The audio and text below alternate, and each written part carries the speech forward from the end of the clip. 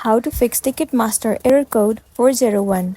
In order for you to fix this issue, the very first thing you want to try doing is try changing the server of your device.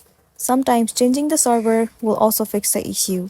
So move into the settings and then head over to General.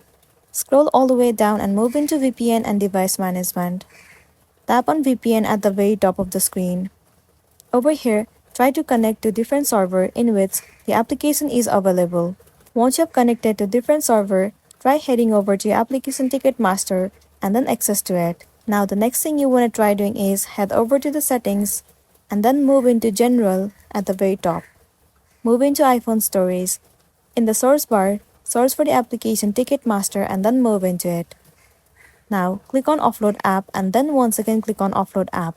It will clear the cache and the storage of the application.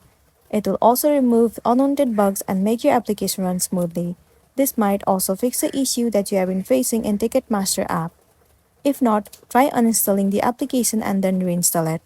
So that's the wrap for this video. If this video helped you, give it a like and check out our next tutorial. Thank you.